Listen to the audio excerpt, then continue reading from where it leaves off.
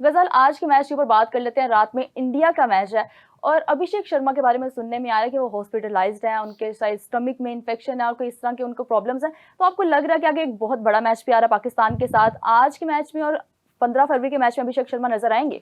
अभिषेक शर्मा को हो गई थी, स्टमक इन्फेक्शन हो गई थी, कोई वायरल इन्फेक्शन उनको हो गई थी। इसके बाद he was hospitalised on Monday. लेकिन तिलक वर्मा ने कल बता दिया था कि वो वेडनेसडे को यानी कि कल वो डिस्चार्ज हो गए थे।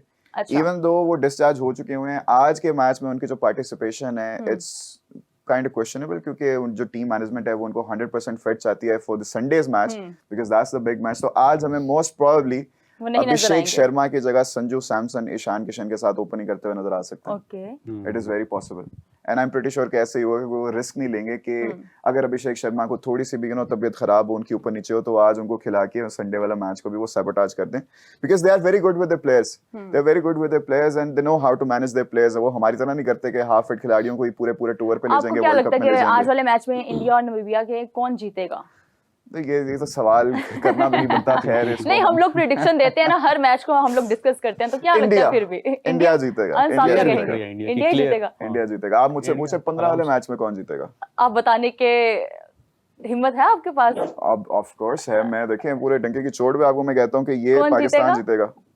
आप ये 3 बार पहले भी कह पाकिस्तान जीतेगा। और मैं देखिए ताबिश भी मेरे से एग्री करेगा कि इस दफा हमारी जो टीम है इट्स लुकिंग मच बेटर। थोड़ा सा कॉम्बिनेशन हमें सेट नजर आ रहा है। हाँ, थोड़ी सी 1-2 वीक लिंक्स हैं दरमियान में, लेकिन उसके यार शाहीन का एक मैच जरा बुरा गया, वो वापस कम बैक कर लेगा। तो अच्छा, उसने हारिस रऊफ की कमी नहीं महसूस होने दी हमें, लेकिन इट्स ओके। शाहीन अफरीदी को नहीं कम बैक कर मैं दोबारा कहूंगा आप उसकी जगह किसको, सलमान मिर्जा को खिला लें या नसीम शाह को खिला लें। शाहीन अफरीदी आप पाकिस्तान को मैच पेसर खिलाओगे, 2 पेसर खिलाओगे। अगर एक पेसर है तो आप फहीम अशरफ के साथ 2 पेसर हो जाएंगे। 4 स्पिनर्स के साथ आप जाएं, वो ज्यादा बेस्ट। ठीक है, राणा साहब के साथ आप कहते हो कि क्या सलमान या नसीम? नसीम बेहतर है। नसीम का एक्सपीरियंस का हम थोड़ा सा एज दे देते हैं, लेकिन शाहीन शाह अफरीदी तो फॉर्म में ही नहीं है ना, उनको तो छोड़ दें। वो स्ट्रगल कर रहे हैं बॉलिंग में, तो उनके ऊपर रिस्क नहीं लेना चाहिए। ये रिस्क लेंगे, अगर इन्होंने रिस्क लेना है तो बड़े नाम फखर जमान पे भी ले लें, फिर फखर जमान को भी टीम में लेके आए। इंडिया के ऊपर इनका नाफिक उस्मान की जगह होना चाहिए, 100% होना चाहिए। चलिए अनस की तो राय आगे। Tabish, what do you think?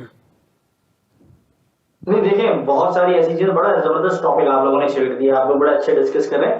देखिए इस वक्त कुछ ऐसी चीजें हैं जिसको लेकर मुसलसल बात की जा रही है। हम भी अपने जब गेस्ट से बात करते हैं प्रोग्राम के दौरान, तो वो भी यही जो है फैक्ट सामने आ रहा है कि आपके जो कप्तान है वो वर्ल्ड कप से पहले कुछ और नजर आ रहे थे। वो सलमान अली आगा प्रो मैक्स थे, अब वो सलमान अली आगा वही जो चिकन खाते थे और अपनी परफॉर्मेंस नहीं थी, तो वो वाली उनकी सिनेरियो उन्होंने वापस से बिल्डअप कर दिया। शायद बहुत ज्यादा उन्होंने जो है परेशान दिखाई दे रहे हैं, प्रेशर में नजर आ रहे हैं। सलमान अली आगा वापस से वही गलतियां कर रहे हैं जो हमने माजी में देखी। जहां साइड से पहले ओवर कराना था, उन्होंने पिछले मैच में जो पहला मैच नीदरलैंड के खिलाफ किया, आखिर में ओवर कराया। जहां आपके स्पिनर पिट रहे थे, वहां आपने साइम को जो है सर्कल के अंदर बॉल दे दी, ये आपने पहले गलती की। फिर आपने राणा जी को जो है बहुत लेट इस्तेमाल किया, फहीम अशरफ को बॉलिंग के अंदर। इससे पहले आपने राणा जी को लगाया ही नहीं बॉलिंग में। सलमान मिर्जा को मैनेजमेंट ड्रॉप करिए। सलमान मिर्जा इस वक्त शायद मैं समझता हूँ की प्लेयर है आपका फास्ट बॉलिंग अटैक के अंदर। उसको पूरी T20 की 6 गेंदें करना आती हैं।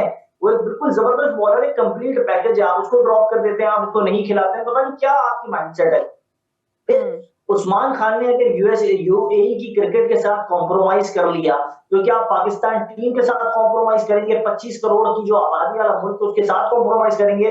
ख्वाजा नाफे कल 1 करोड़ की बिडिंग के साथ शुरू हुआ और 6.5 करोड़ पर उसको जो है किसी ने, जिस टीम ने परचेज किया। तो ये सारा सिनेरियो आप देख रहे हैं, आप ख्वाजा नाफे को नहीं खिला रहे। फिर फखर जमान के मुताबिक बड़े कोचेस थे, उन्होंने कहा फखर को नहीं खिला रहे, लेकिन यस बाबर ने परफॉर्म कर दिया। बाबर आजम का एक अपना इम्पैक्ट है टीम के अंदर, एक उसका माहौल बना हुआ है, बाबर के इर्द गिर्द टीम चलती है, तो आप बाबर को यकीनी तौर पर जो है कैरी करेंगे बड़े मैच के लिए। फखर को आप नहीं खिला रहे, लेकिन हाँ फखर की भी कहीं ना कहीं जगह बना सकते हैं। अब वो कहाँ हो सकती है? अगर आपके दोनों ओपनर्स में से कोई एक शफल कर जाए तो फिर फखर की जगह बन जाती है। लेकिन हाँ शायद बहुत फिक्स चल रहे हैं और बहुत फिट चल रहे हैं। दूसरी जानिब साइम जो है वो भी रन कर रहे हैं और साथ साथ बॉलिंग भी कर रहे हैं, तो फखर इस वक्त जो है मुझे 50-50 नजर नहीं आ रहे हैं। रही बात बॉलिंग के हवाले से अगर हम बात करें, तो बॉलिंग में इस वक्त उस्मान तारिक जो है वो फेवरेट है। इंडियंस जो है बड़ा उनको देख रहे हैं, उनकी बात बहुत ज्यादा की जा रही है और मैं समझता हूँ उस्मान तारिक जो है आपके लिए गोल्डन ऑप्शन होंगे। अगर वो जब इंडिया का मैच खेलेंगे, वहां विकेट देना, स्पिन कंडीशंस को वो बड़ा सूट भी करते हैं। फिर कोलंबो जैसी कंडीशन हम 2024 के वर्ल्ड कप में कह रहे थे उसको कि कैरी ऑन करें, वो यूएसए की कंडीशंस को समझते हैं, वहां आपने कैरी ऑन नहीं किया, लेकिन इंडिया वाला मैच आपने मिस नहीं करवाना उस्मान के लिए। तो मैं समझता हूँ उस्मान को आपने कैरी करना होगा।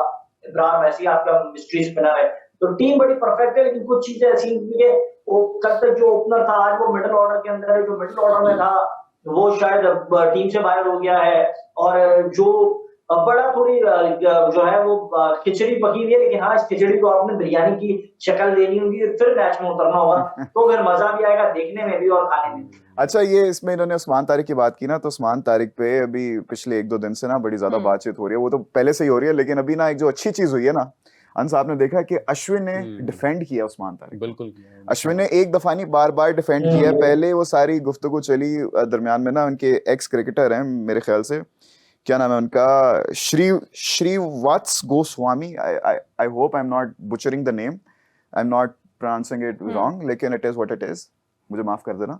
लेकिन उन्होंने पहले कहा कि ये देखें जो इनका एक्शन है ये, और जिस तरह से पॉज करते हैं फुटबॉल में भी आप देखें, जो जब ऐसे पेनल्टीज होती हैं तब जो पेनल्टी किक टेकर होता है उसको भी इस तरह से पॉज करना अलाउड नहीं होता, तो इधर क्यों अलाउड है?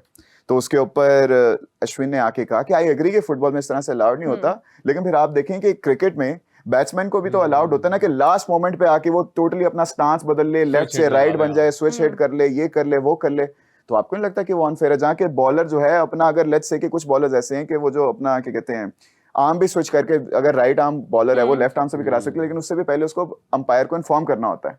तो कहते हैं तो ये वाला भी अलाउड नहीं होना चाहिए, फिर ये सारी चीजें भी अलाउड नहीं होनी चाहिए। तो आप अनफेयर क्यों कर रहे हो? बॉलर बैट्समैन को पहले ही बड़ा ज्यादा एडवांटेज है, बॉलर्स को बहुत ज्यादा डिसएडवांटेज है, तो ऐसी बातें नहीं करो। और फिर उन्होंने दोबारा डिफेंड किया कि कहा कि ये जो चक्कर वाला लेबल आप लगाते हैं ना साथ, इसको लगाना बंद कर दें, क्योंकि उनका जो एक्शन है वो एक दफा आईसीसी ने क्लियर कर दिया हुआ है, 2 दफा। हाँ, आप कोई नहीं होते, ये कहने वाले मैं नहीं होता, आप नहीं होते, आईसीसी की जो ऑफिशियल इक्विपमेंट है, मशीनरी है, जो टेस्टिंग है, वही सिर्फ कर सकते हैं। We are nobody to call him a चक्कर, he has been cleared, so we will give him advantage of that. और उसको हम ऐसे कहते रहेंगे तो उसके लिए अनफेयर होगा।